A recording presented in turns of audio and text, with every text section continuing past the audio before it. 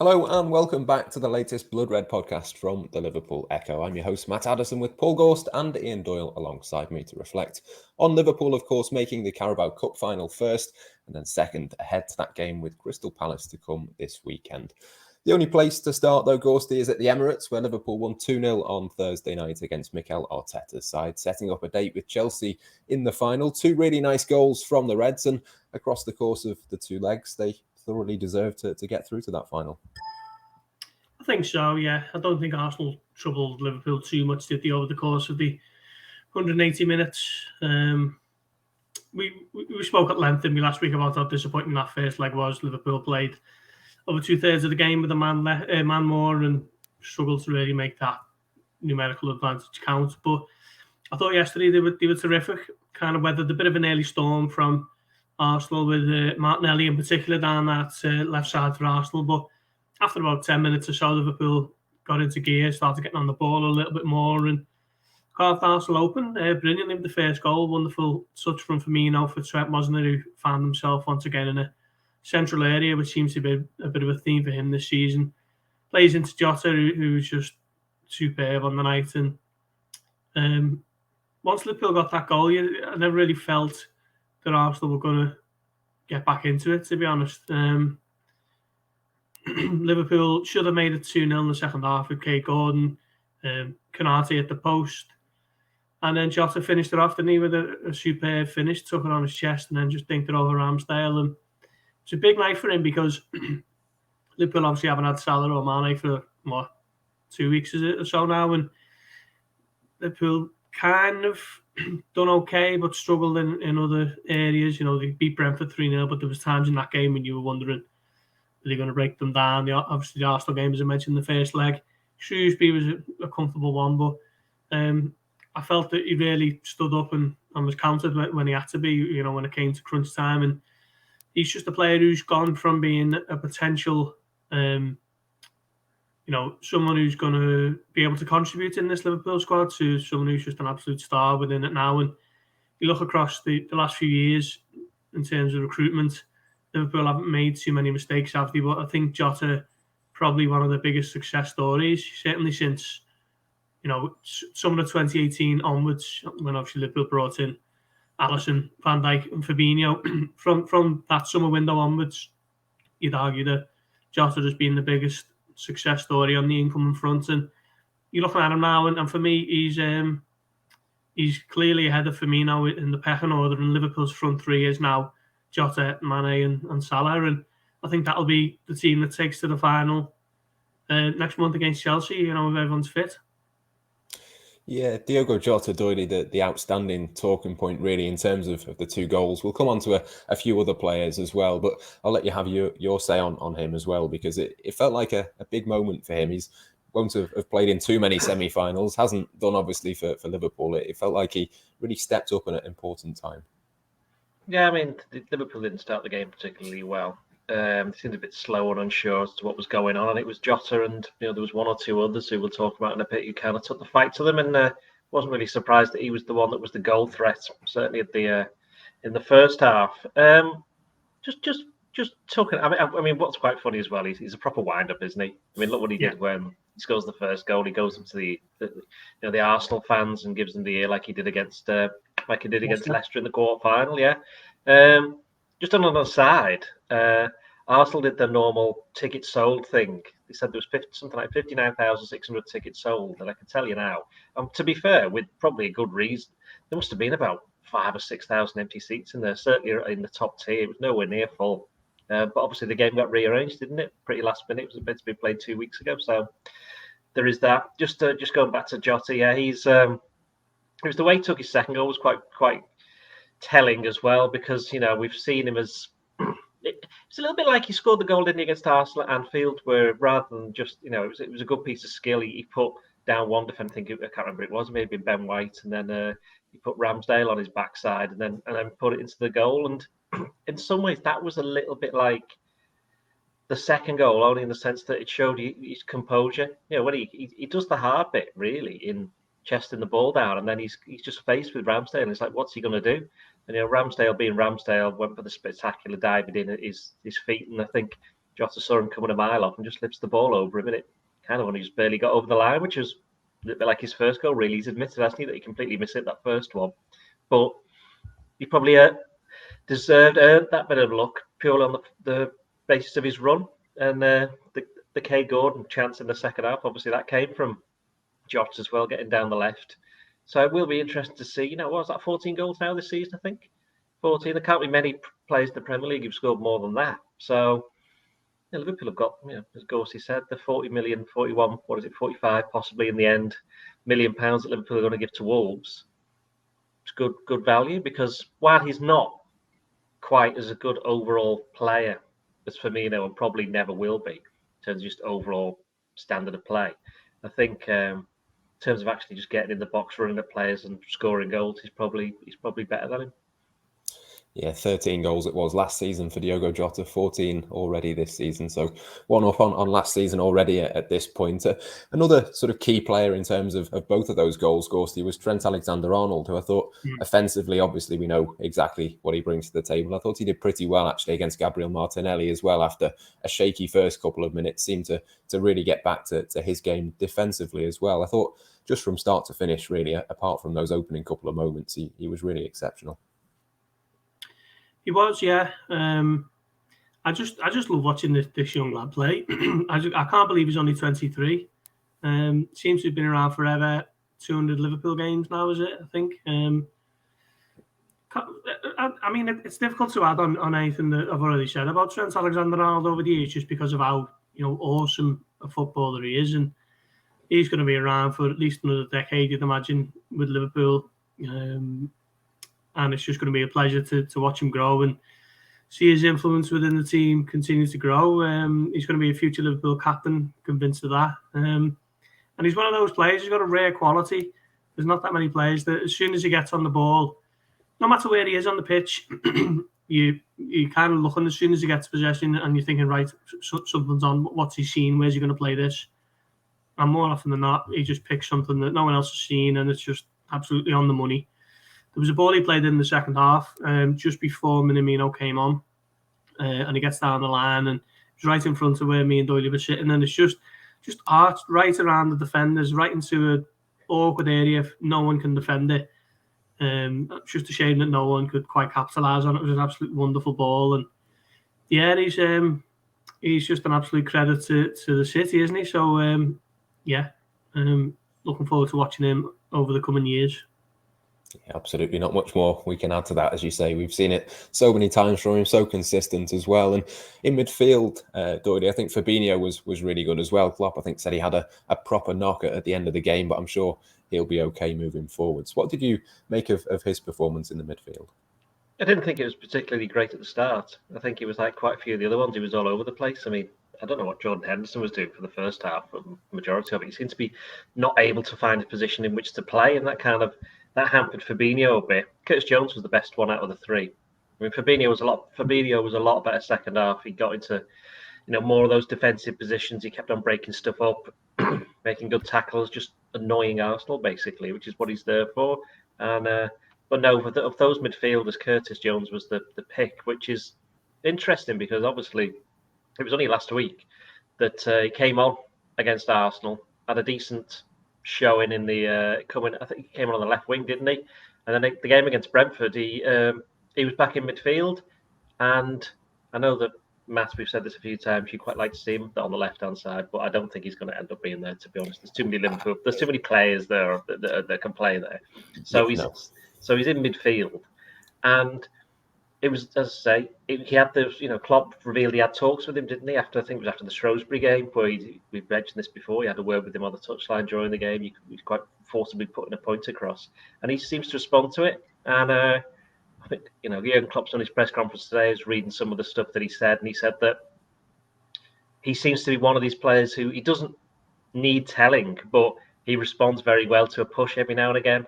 So for him to, Klopp knows now that he has every now and again. He just has to say something to him, and you've seen with his performances against Brentford and against Arsenal that he does respond to that. I mean, I wrote a piece after the game just saying it was only like 2.5 years ago that Jones was scoring the winning penalty in that shootout against Arsenal in the League Cup, the 5-5 game. That was his third game he'd ever played for Liverpool. And you seem to forget just how far he's come in such a short space of time, that he's transformed himself into this kind of squad regular, and it's somebody that, same with Trent, Liverpool, if they want him, he's going to be there for like another 5-10 years, and they'll get even more out of him. Yeah, I do like seeing him on the left-hand side. I do like seeing him in midfield as well. I should say that. I mean, it's just an option, isn't it, that you can do both of those things. But of course, there's other options, as Doyle says. Obviously, yesterday, Gorst, we saw Cade Gordon come into the team at a slight surprise inclusion to a certain extent. What did you make of his game? It maybe wasn't the easiest one to come into. We'll see better performances from him, but I still think you can see little bits of why Jurgen Klopp trusted him in a game like this. Yeah, it was tough for him, wasn't it? First of all, he's in the position that would normally be occupied by Mohamed Salah, and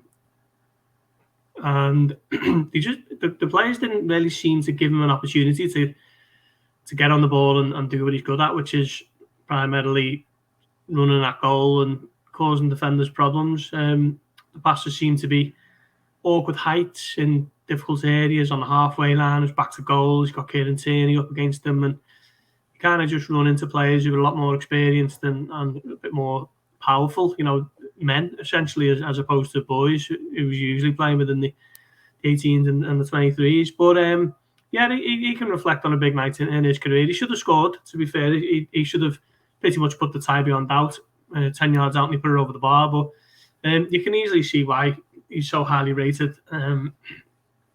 He's been at the club a year now, and probably even he didn't think that he'd be starting a League Cup semi-final when he came in from Derby last year. But he's got Championship experience.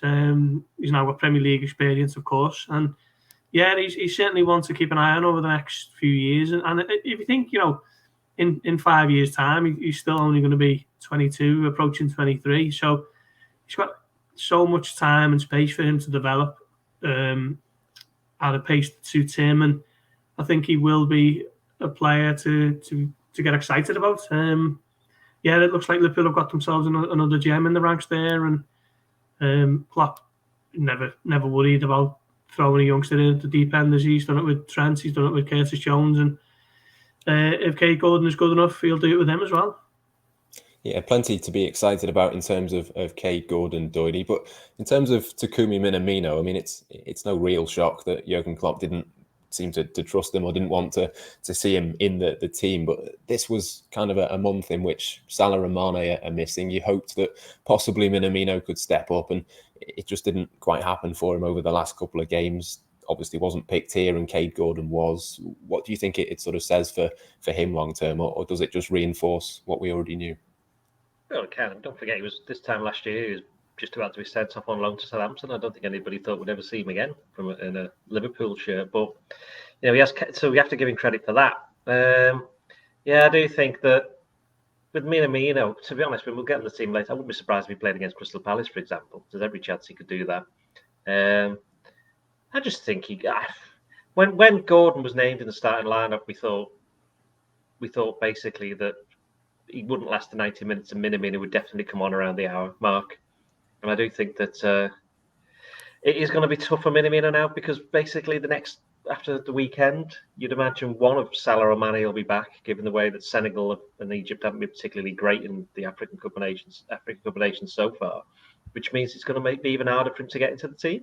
So with the League Cup we've only got one game left now, the final against Chelsea, which I'm sure a bit nearer the time we can have a big debate over who should be playing in that game. I know that's going to be pretty interesting. If Salah and Mane, who haven't featured all season, just come in and pop in for the big game and all the others don't play, that'll be interesting. But there's an FA Cup game coming up, isn't it, against Cardiff? He's probably going to play that. So he could play against Crystal Palace. So there's still going to be chances for him, and he'll get chances later on in the year if Liverpool do quite well in the Champions League. So I wouldn't. It's been frustrating for him because he got injured, didn't he, at the wrong time? Got injured at the start of the month, or just at the end of just after Christmas, and that kind of put him back a little bit.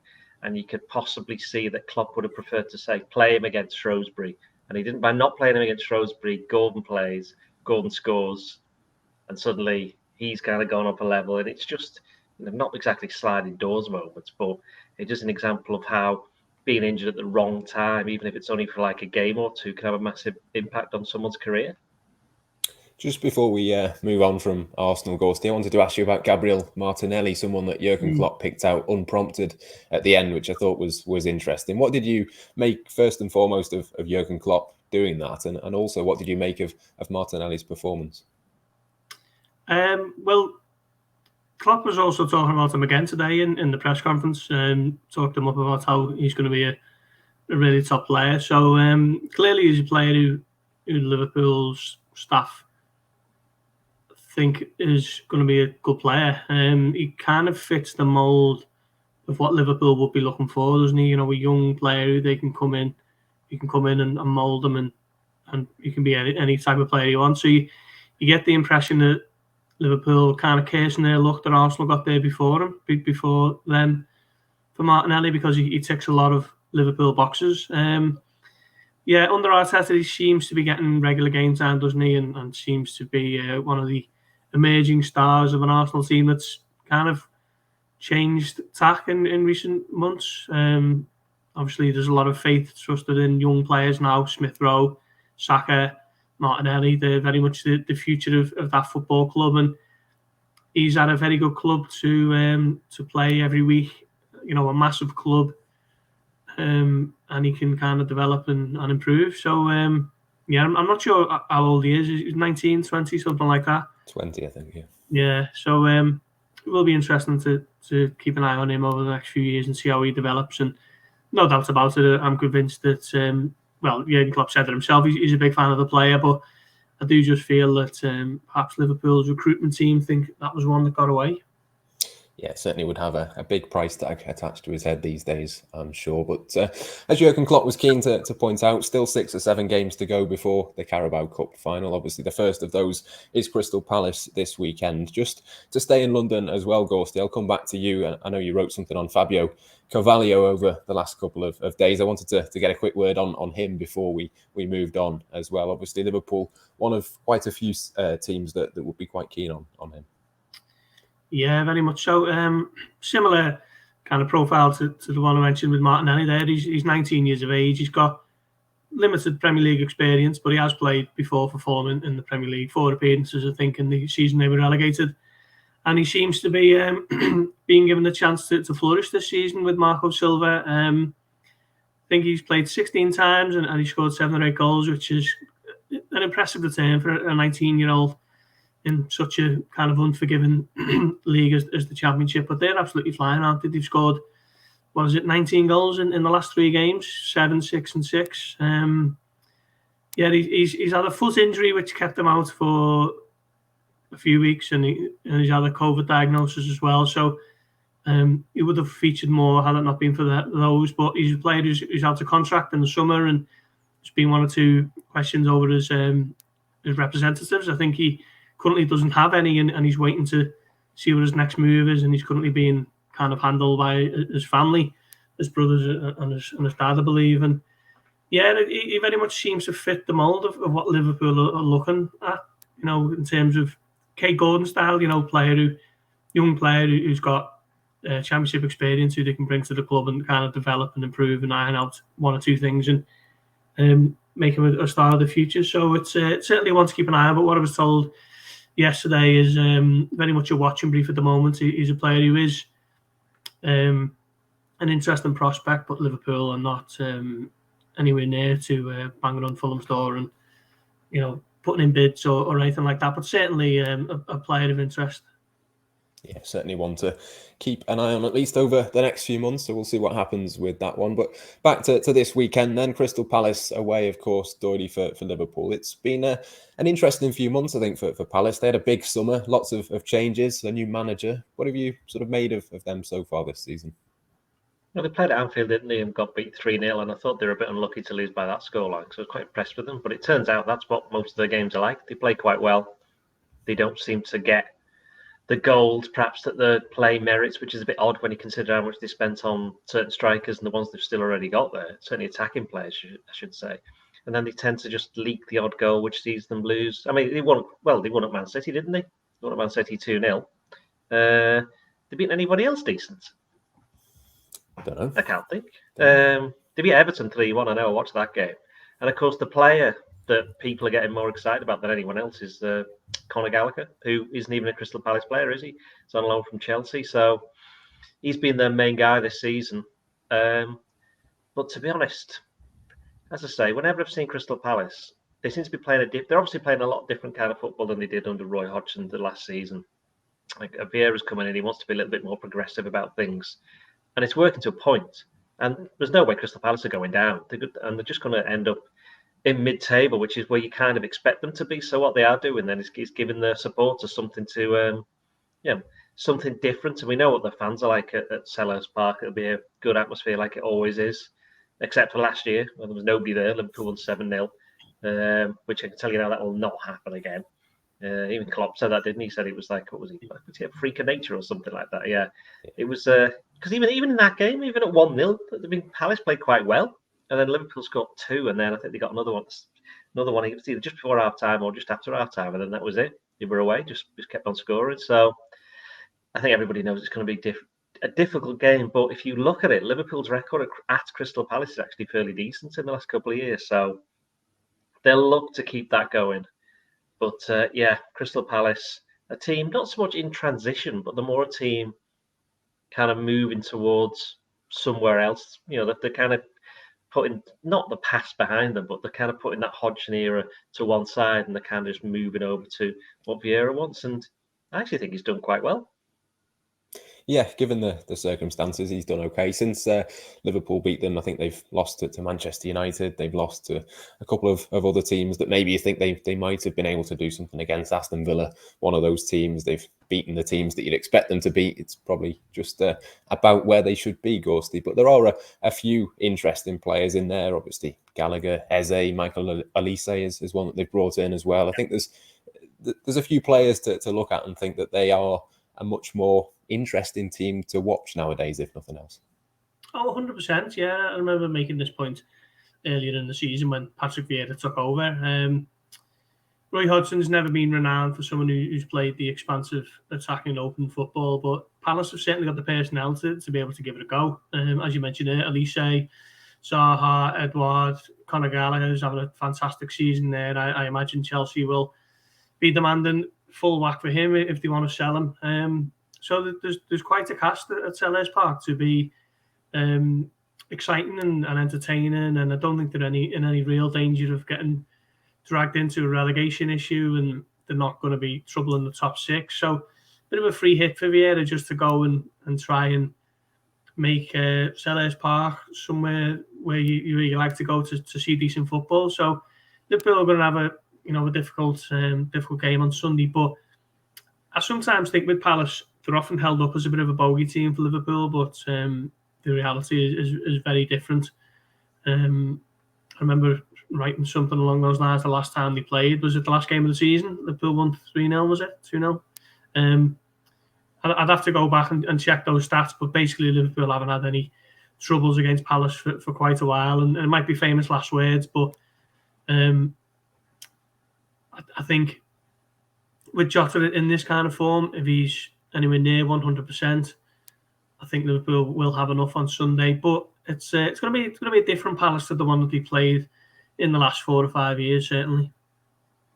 I think there was a late penalty in there. There's been a 4-2, I think, down at Palace. Liverpool do have a decent record. Do you expect them to go there and win comfortably, do you think, Doyle? Or are they going to make it a little bit more difficult, as Gorsty says? Maybe the pressure is off them a little bit this season. They're not going to go down, so maybe they can just express themselves a little bit more.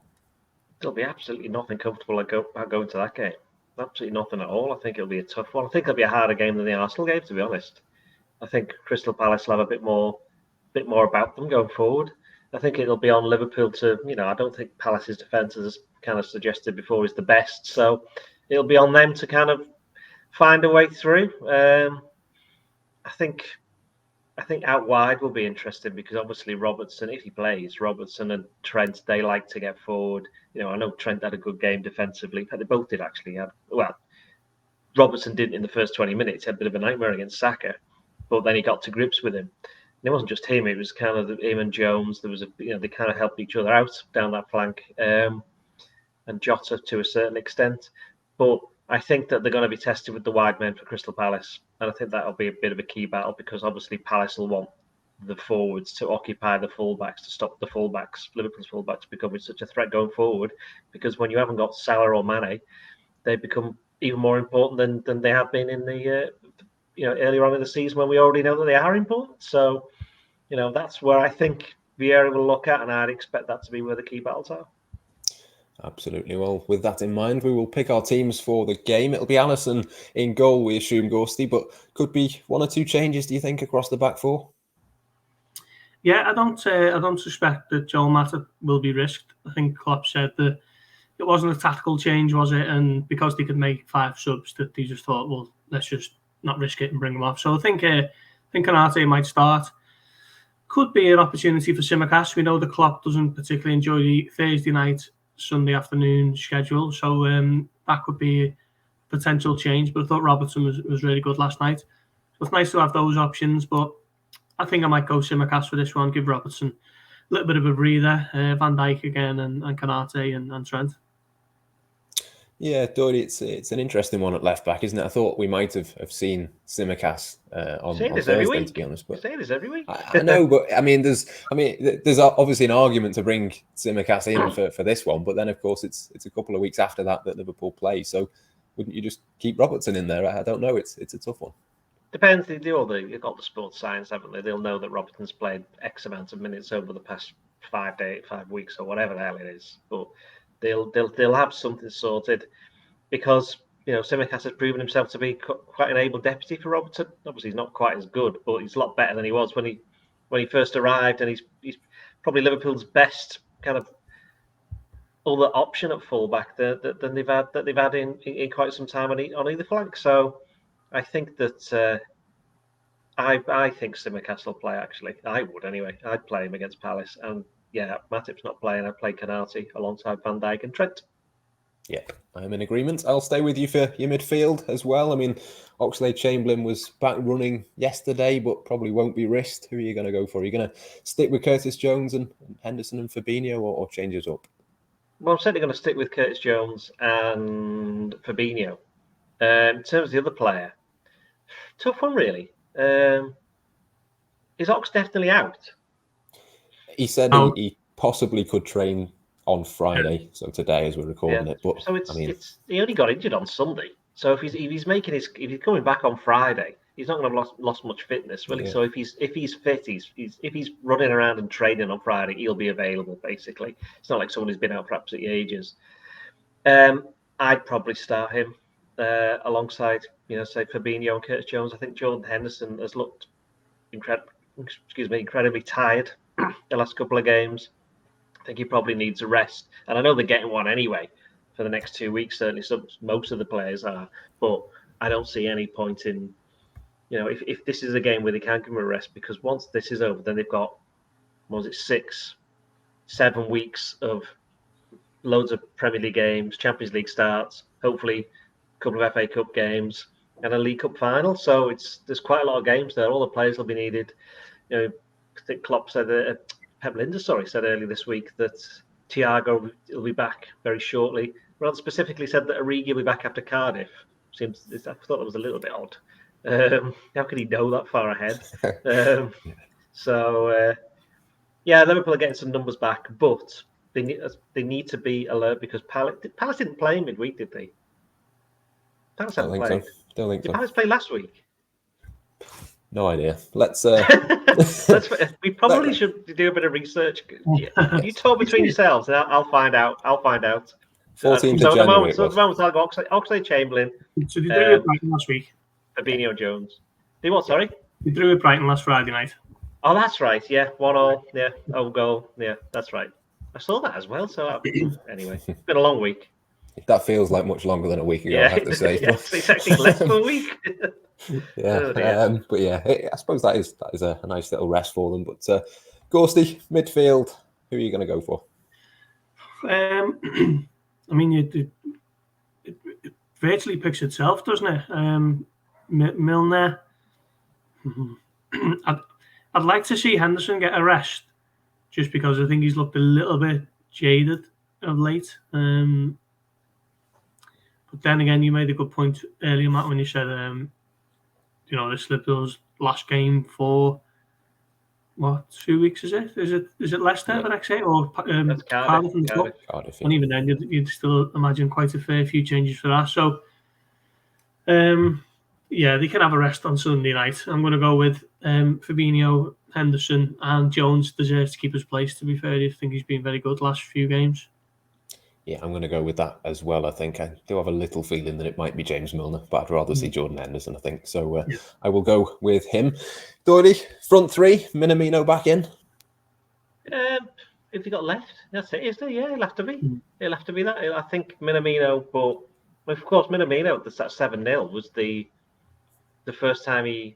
In fact, I can tell you that was his first Premier League goal he scored for Liverpool.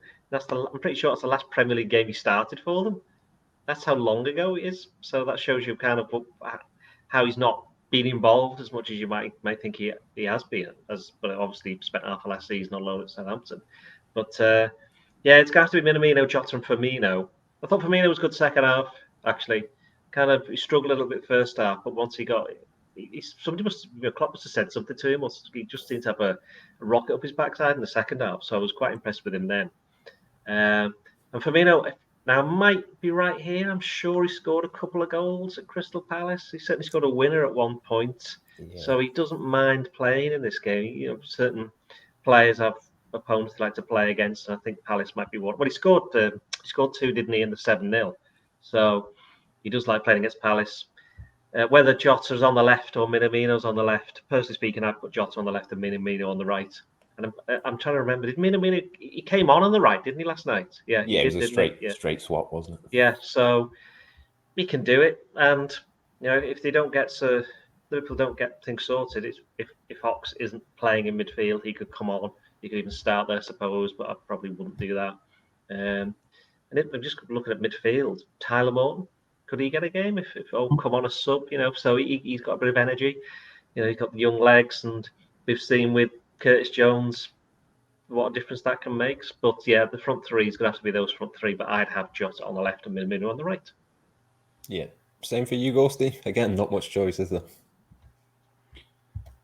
Well, no, that's it, isn't it? I was looking at the bench yesterday, and Minamino was literally the only attacking sub. I think Alisson was the third top scorer on the bench. Yeah, Andrew Beasley tweeted that. Yeah. Yeah. So it has to be, doesn't it? Really.